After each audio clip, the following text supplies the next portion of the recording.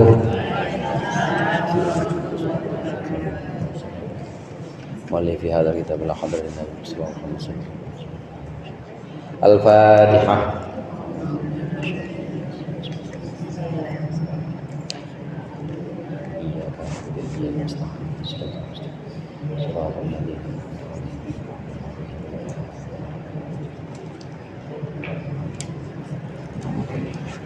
Mari sama-sama kita awali dengan doa pembuka ta'lim. Bismillahirrahmanirrahim. Alhamdulillah mu'allimit tullabi wa musahhilil khairi liman yata'allamu. Thumma as-salatu was-salamu 'alan nabi wa alihi wa sahbihi jayudamu.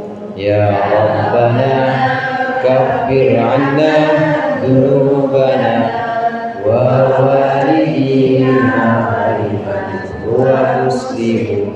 Nad'uka Allahumma ilman nafi'an min yawmina ila al-hisabi yaqul. Amin amin amin wa ya fattahu. Amin amin amin wa ya alim. Bismillah, alhamdulillah, wassalatu wassalamu ala sayyidina Muhammadir Rasulillah wa ala alihi wa ashabihi wa man tabi'ahu hudahu wa jama'atah wa la hawla wa la quwwata illa billah. Amma ba'du. Sidina para ustadzah, para ibu hajjah, ketua majelis taklim Masjid Al-Abrar, dan seluruh jamaah majelis taklim kaum ibu Masjid Al-Abrar yang dimuliakan oleh Allah. Alhamdulillah pada siang hari ini kita berkumpul kembali untuk melanjutkan pengajian kita.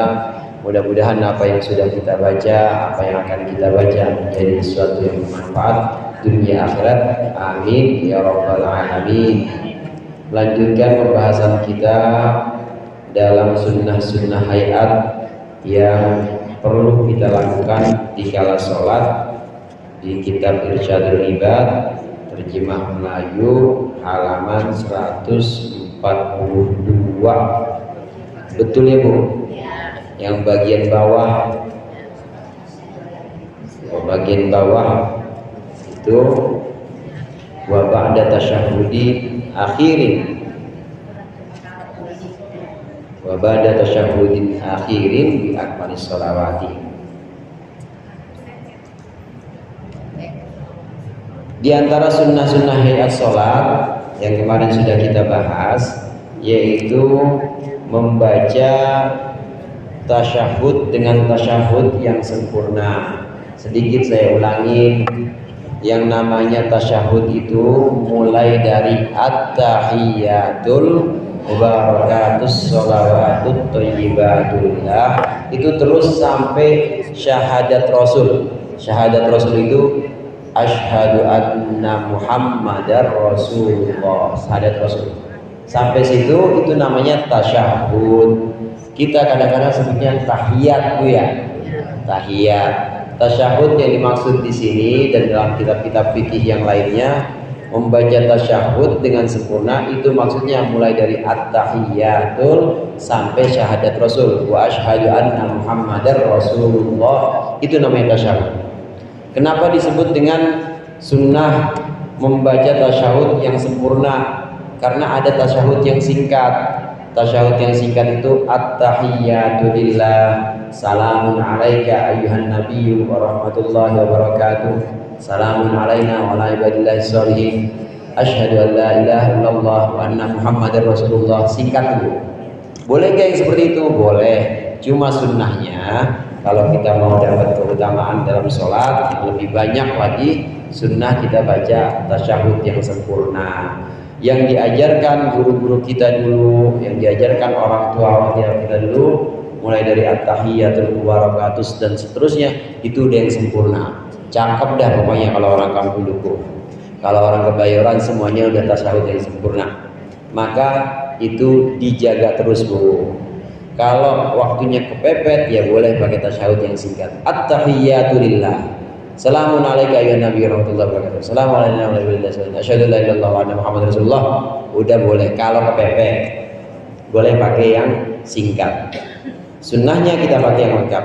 Nah, yang berikut ini adalah sunnah hayat dalam sholat. Selesai tasyahud, kalau kita melihat lagi pelajaran tentang rukunnya sholat, setelah tasyahud, rukun yang berikutnya adalah membaca sholawat kepada Nabi.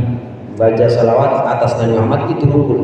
Nah, bagaimana bentuk sholawatnya? Maka hendaklah kita baca sholawat yang sempurna setelah tasyahud akhir. Ini ada dalam pembahasan berikut ini. Sama-sama kita baca 142 yang paling bawah, Bu. Bismillahirrahmanirrahim. Wa ba'da tasyahudin akhirin bi akmalis sholati ala Nabi sallallahu alaihi wasallam. Dan diantara kesunatan, hendaklah kita orang yang sholat setelah tasyahud akhir ini membacakan sholawat yang sempurna ala Nabi atas Nabi Muhammad sallallahu alaihi wasallam. Kalau sholawat yang singkat boleh, tapi kalau mau dapat yang sempurna setelah tasyahud akhir, maka kita baca yang lengkap. Nanti ada lafaznya, dan saya yakin ibu udah hafal semua sampai fil alamin innaka hamidum majid.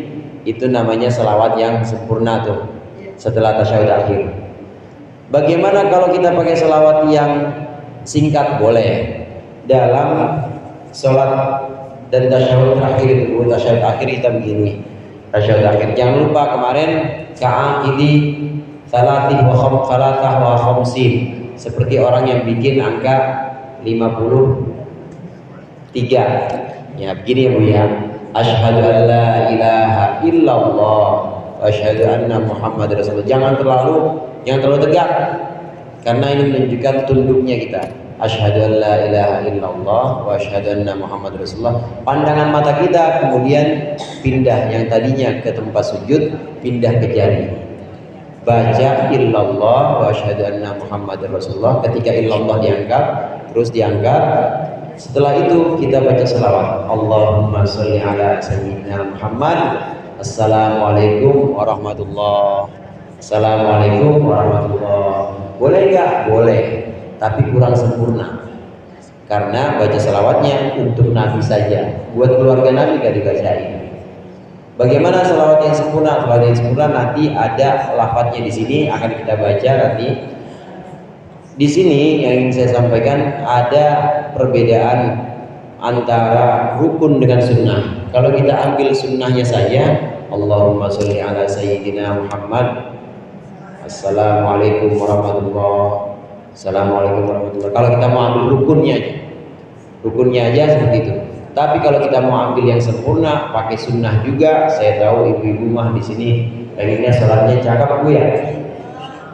Maka dibaca yang sempurna, Allahumma sholli ala sayyidina Muhammad wa ala ali sayyidina Muhammad. Tambahin kama shallaita ala sayyidina Ibrahim ali sayyidina Ibrahim. Nah, di situ di halaman 143 itu ada lafaz sholawat yang sempurna. Saya bacakan di sini. Allahumma sholli ala Muhammad wa ala ali Muhammad kama shallaita ala Ibrahim wa ala ali Ibrahim. Wa barik ala Muhammad wa ala ali Muhammad kama barakta ala Ibrahim wa ala ali Ibrahim innaka Hamidum Majid. Malah lebih lengkap yang hafalan kita. Betul nggak Bu? Iya, kita udah cakep. Allahumma sholli ala sayyidina Muhammad wa ala ali sayyidina Muhammad kama shallaita ala sayyidina Ibrahim wa barik ala sayyidina Muhammad wa ala ali sayyidina Muhammad kama barakta sayyidina Ibrahim wa ala ali sayyidina Ibrahim fil alamina innaka Hamidum Majid. Itu udah lengkap sekali selawat kita, udah selawat yang paling sempurna. Memang dianjurkan tasyahud akhir bacanya sampai selawat yang sempurna sampai innaka Hamidum Majid. Ibu-ibu jamaah rahimakumullah, di kitab Irsyadul Ibad Allahumma sholli ala Muhammad nggak pakai sayyidina, Sayyidina itu artinya junjungan kami, pemimpin kami, apalagi selain itu panutan kami. Ini adalah bentuk kita memuliakan Rasulullah. Kalau kita memuliakan Rasulullah, maka ketika kita memohonkan doa kepada Allah, memohonkan salawat untuk Rasulullah, maka kita jangan nyebut nama aja, tapi pakai Sayyidina Muhammad. Jangan kita jangkar kalau kata orang Jawa. Manggilnya manggil nama aja, nggak pakai Sayyidina. Sayyidina ini artinya junjungan kami, atau pemimpin kami, atau tuan kami, atau baginda kami. Itu namanya penghormatan. Penghormatan ketika kita menyebut nama Nabi Muhammad SAW. Seorang ulama pernah ditanya, antara perintah dengan akhlak itu dahulukan mana? Dahulukan akhlak. Jadi bagaimana kita disuruh perintah oleh Allah, diperintah oleh Allah, ya ayyuhalladzina amanu shollu alaihi wasallimu taslima. Kita memang disuruh perintah oleh Allah selawat untuk Nabi Muhammad, kepada Nabi Muhammad, perintah. Nah, bagaimana dengan akhlak? Akhlak, dahulukan akhlak. Sebaik-baiknya perbuatan itu adalah saat kita melakukan perintah tapi dengan akhlak. Kalau orang melaksanakan perintah tanpa akhlak, ya terlaksana juga tapi kurang sopan. Kita melaksanakan perintah yaitu mengucapkan sholawat untuk Nabi Muhammad tapi tidak pakai akhlak, tidak pakai adab, nggak ada tata keramanya, maka kurang sempurna. Ada anak ibu ya SMA misalnya, umuran SMA, ibu suruh, bang, tolong bang, beliin obat misalnya. Nah, dia jalan-jalan aja di situ, jalan ambil motor, digas motor kenceng-kenceng, balik lagi, nih obatnya, kemudian lempar aja, kagak ngomong apa-apa. Itu perintah itu terlaksana nggak bu? Perintah suruh beli obat terlaksana nggak tuh? Terlaksana. Tapi kira-kira ibu demen nggak ngeliatnya begitu? Agak demen. Dia lakuin juga, tapi nggak ada sopan satunya. Orang-orang yang sholawat kemudian ucapkan Allahumma sholli ala Muhammad, ya betul terlaksana, tapi kurang adabnya. Kenapa? Karena tidak ada Sayyidina Muhammad. Dan ulama sepakat bahwa hadis la tusayyiduni, ada hadis memang menyebutkan, ini kata orang-orang yang berpegang dengan ini, menyebutkan bahwa janganlah engkau memanggil aku sayyid, janganlah engkau memanggil aku tuan. Ada orang-orang yang bilang bahwa ini adalah hadis Nabi. Ini ulama sepakat itu hadis bohong. Itu hadis bohong. Rasulullah tidak pernah mengatakan itu. Jadi bagaimana kesimpulannya? Kesimpulannya yang diajarkan guru-guru kita, kalau menyebut nama Nabi Muhammad maka bagusnya pakai Sayyidina Muhammad. Allahumma sholli ala Sayyidina Muhammad wa ala ali Sayyidina Muhammad. Jangan lepas sayyidnya. Karena sayyid itu artinya tuanku, atau baginda kami, atau pemimpin kami, panutan kami. Itu adalah panggilan-panggilan demi kita memuliakan Rasulullah. Ibu aja kalau sama orang yang udah sepuh umurnya, udah lebih tua dibanding ibu, namanya Mbah ya namanya misalnya Mbah Karyo. Ibu dia lebih tua dibanding ibu, umurnya 80. Ibu manggil dia, yo Karyo, mari yo, sini tolong angkatin ini Karyo. Kira-kira sopan nggak bu? Agak sopan, makanya harus pakai Mbah atau Simbah Karyo itu loh. Mudah-mudahan iya, atau Mas Karyo itu loh, mudah-mudahan sehat terus. Pasti kita ada sopan satunya, ada adatnya. Apalagi manggil Nabi Muhammad, maka menyebutkan nama Nabi, maka seyogianya kita pakai Sayyidina. Ini pertama yang bisa kita ambil dari ajaran guru-guru dan ulama-ulama kita dulu, pakai Sayyidina. Kemudian yang kedua, ada wa ala ali sayyidina Ibrahim wa ala ali sayyidina Ibrahim wa ala ali sayyidina Ibrahim. Ada keluarga Nabi Ibrahim juga disebutkan. Ini adalah karena permohonan Nabi Muhammad SAW. Ketika ayat Al-Quran turun, rahmatullahi wa barakatuhu alaikum ahlul baiti innahu hamidun majid. Rahmat Allah semoga tetap atas engkau wahai ahlul bait, yaitu Nabi Muhammad sekeluarga. Isinya itu Siti Fatimah, kemudian Siti Khadijah, Sayyidina Ali, Hasan Hussein, itu ahlul bait, itu dikasih rahmat. Dikasih rahmat, Nabi minta, ya Allah juga untuk Ibrahim dan keluarga Ibrahim. Maka sejak saat itu Allah kabulkan. Maka di sini dianjurkan oleh Nabi Muhammad ketika kita sholawat di akhir tasyahud, maka kita pakai ala sayyidina Ibrahim wa ala ali sayyidina Ibrahim. Karena bagaimanapun kata Rasulullah, ana du'a'u abi Ibrahim. Kata Nabi Muhammad, Bu, aku ini adalah barokah doa dari orang tuaku Ibrahim. Nabi Muhammad itu keturunan Nabi Ibrahim, dan Nabi Muhammad itu saudaranya, anaknya Nabi Ibrahim lain. Sedikit saya ceritakan atau sedikit saya sampaikan di sini. Nabi Ibrahim punya dua orang anak yang terkenal. Yang pertama Nabi Ismail, kemudian satu lagi Nabi Ishak. Ya, Nabi Ishak. Sebenarnya ada satu lagi namanya Madian, tapi yang nanti menjadi leluhur atau menjadi orang tua dari bangsa-bangsa besar itu dua, Nabi Ismail dan Nabi Ishak. Nabi Ishak ini yang dari istri tua, namanya Siti Saroh.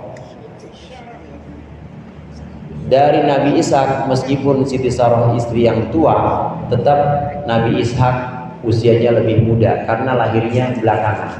Duluan Nabi Ismail. Nabi Ibrahim menikah dengan Siti Saroh, kemudian tidak punya anak.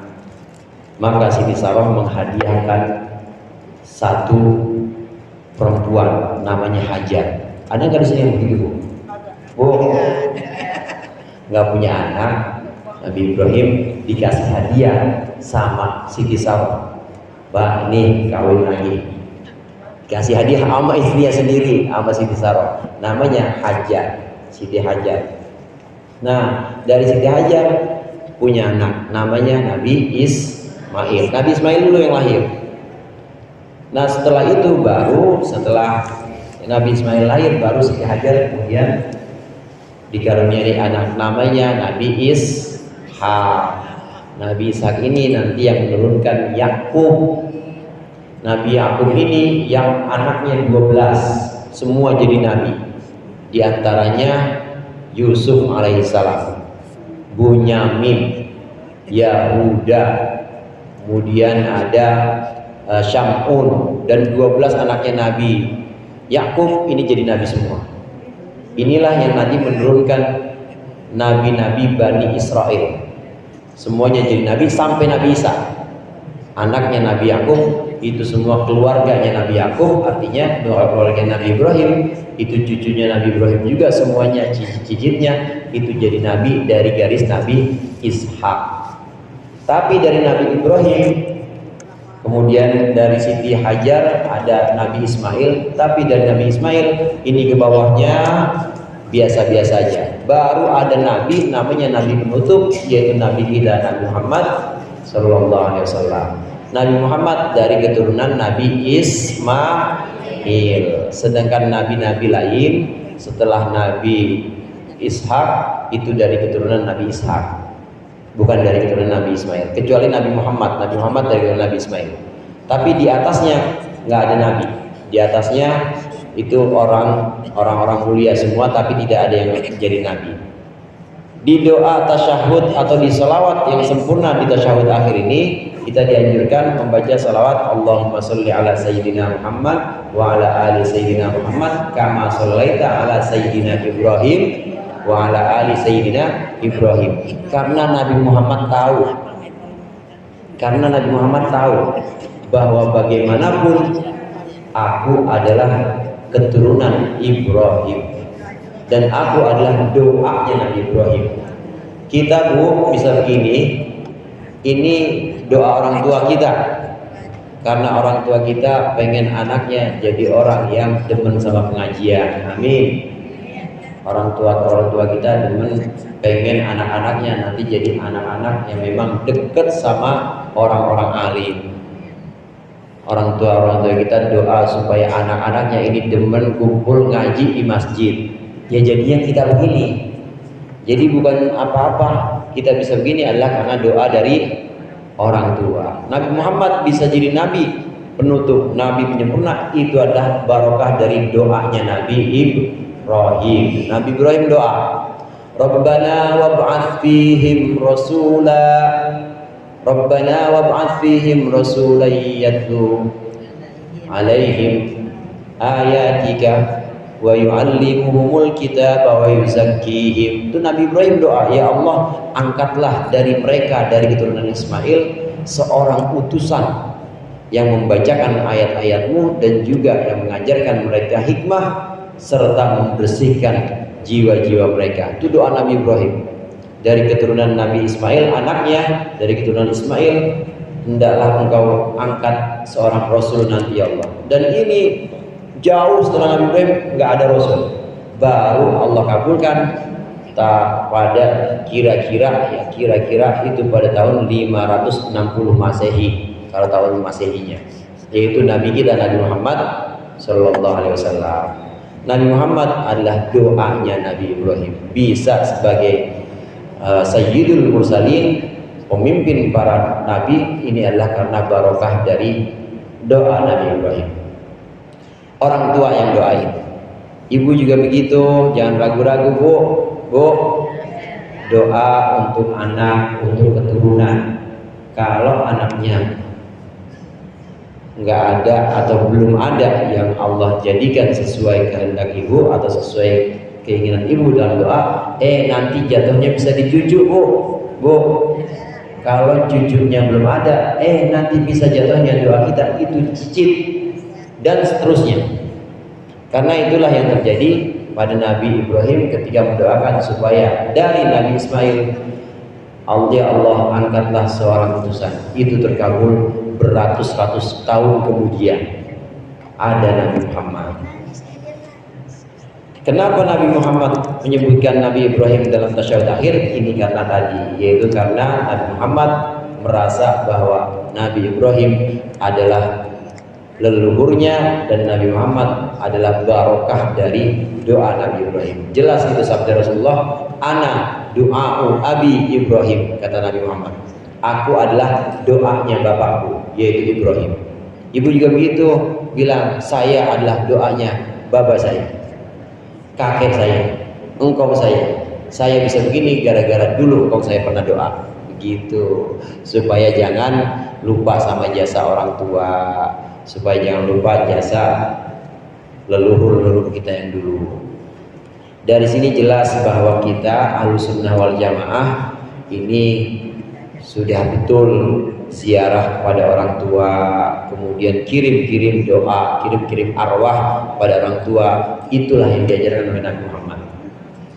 Jadi yang namanya doa kirim arwah, tahlil pada almarhumun, almarhumin, almarhumah, itu semuanya nyampe, dan itu yang diajarkan Rasulullah. Kalau ada orang yang bilang nggak nyampe, suruh dia mati duluan, kita kirimin biar dia cobain. Ya bu, iya, kita nggak percaya bang, kagak percaya, ya udah abang mati saya kirimin dari sini, dari masjid. Dan itulah yang diajarkan oleh Rasulullah Sallallahu Alaihi Wasallam. Sunnah kita membaca setelah tasyahud akhir, membaca tasyahud, membaca sholawat yang sempurna sampai fil alamina innaka hamidum majid. Setelah itu boleh salam nggak? Boleh, tapi bagusnya doa lagi. Apa doanya yang dimaksud nih? Tsumma bid du'ail ma'tsur, kemudian dengan doa yang memang ma'tsur atau doa yang memang dari Rasulullah sallallahu alaihi wasallam. Doa ma'tsur itu doa yang memang diajarkan oleh Rasulullah, namanya doa ma'tsur. Contohnya nih beberapa doa yang diambilkan oleh musannif dan diajarkan oleh Rasulullah. Allahumma gfirli Allahumma gfirli ma qaddamtu wa ma akhartu. Ketemu Bu? Wa ma asrartu wa ma ahlantu wa ma asraftu wa ma anta a'lamu bihi minni. Antal muqaddimu wa antal muakhiru la ilaha illa anta. Allahumma inni a'udzubika min adabil qabri wa min adabil nar wa min fitnatil mahyaya wal mamat wa min fitnatil masihid dajjal. Tambahan itu. Tambahan. Ibu apal Bu? Mau ditulisin Bu, mau saya tulisin. Ada di situ. Ada, nanti Ibu apalin. Ada lagi tambahannya di situ. Allahumma inni dzalamtu nafsi dzulman katsira wa la yaghfiru dzunuba illa anta faghfirli maghfiratan min indika warhamni innaka antal ghafurur rahim. Yang terakhir ini, Allahumma ya muqallibal qulub tsabbit qalbi ala dinik. Boleh juga kalau ibu sholat sendiri baca. Gimana? Begitu tasyahud atau kita di atas ini, di atas lekar taruh aja samping kita, nggak apa-apa. Namanya sholat dan pengen hafal begitu, boleh sambil baca. Lama-lama hafal sendiri. Ini doa yang bagus dan diajarkan oleh Rasulullah. Sebelum kita salam, kita baca doa yang maktur, yang tadi tambahannya itu sangat bagus.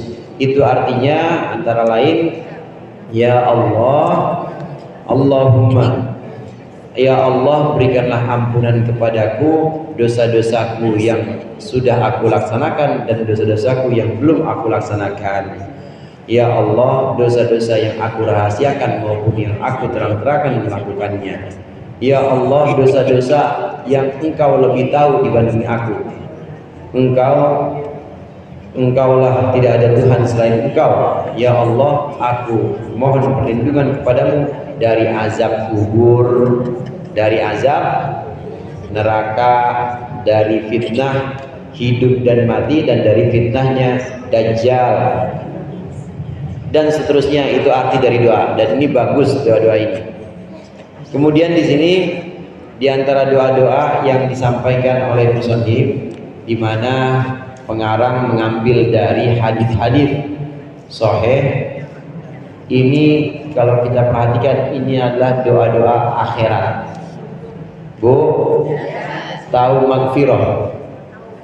Masjid magfirah. Magfirah tahu magfirah?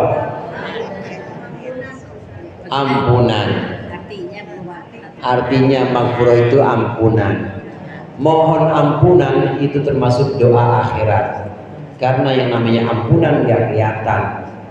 Yang namanya ampunan itu tidak terlihat seperti materi-materi atau benda-benda yang ada di dunia ini. Dari sini maka bisa kita simpulkan, kita berdoa dalam sholat boleh, tapi doanya adalah doa yang sifatnya doa akhirat. Ya Allah, ampuni aku. Ya Allah, berikanlah rahmat kepadaku. Ya Allah, selamatkanlah aku nanti dari azab kubur. Itu doa akhirat semua. Kalau doa dunia bagaimana? Kalau doa dunia jangan khawatir nanti merusak sholat. Ada orang mentang-mentang dalam sholat diperbolehkan doa, kemudian dia minta, ya Allah kasih saya bini lagi, misalnya, batal dosanya. Ya Allah, itu biar laku kontrakan yang di sana, tolong biar cepat jualin. Batal sholat. Karena itu sama aja dia seperti omong-omongan sama orang. Doa yang dimaksud doa akhirat ini adalah doa sesuatu yang cuma Allah yang mengabulkan. Kalau minta lakuin kontrakan mah cari makelar juga selesai Bu ya. Cari calonnya, cari lawannya. Kalau doa minta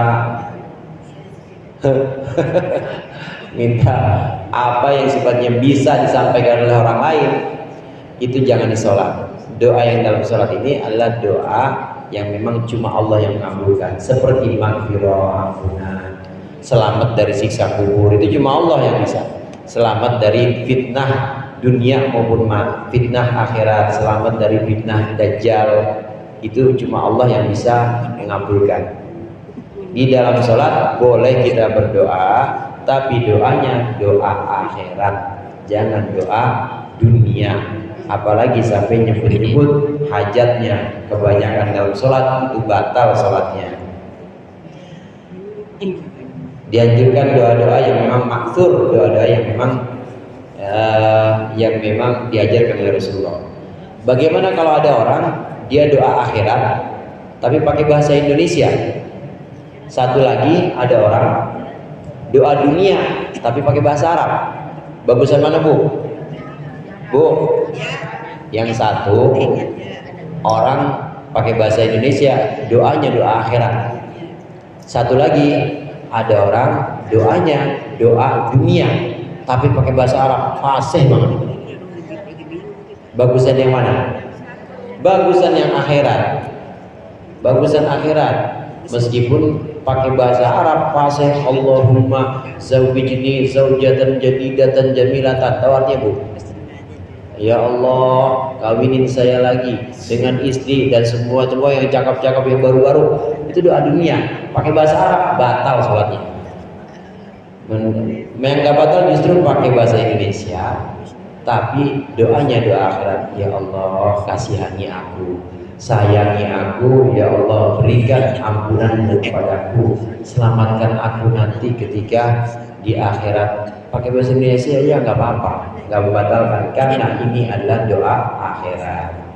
Nah, dari sini bisa kita pilah-pilah mana doa yang diperbolehkan dan mana yang tidak diperbolehkan. Yang paling gampang itu pokoknya ibu pakai doa yang diajarkan Rasulullah.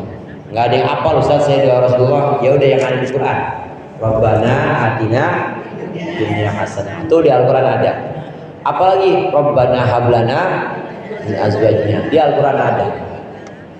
Apalagi Ustaz, ya, Rabbana la tu'akhidna in nasina, itu doa-doa semua itu nggak apa-apa tuh. Kalau dari Quran udah dijamin boleh deh. Pakai doa-doa yang ada dalam Al-Quran, dan itu udah pasti tidak membatalkan sholat. Wallahu a'lam bishawab. Mudah-mudahan bermanfaat. Dikurangnya saya mohon maaf. Wallahul muwaffiq ila aqwamit thoriq. Wassalamualaikum warahmatullahi wabarakatuh.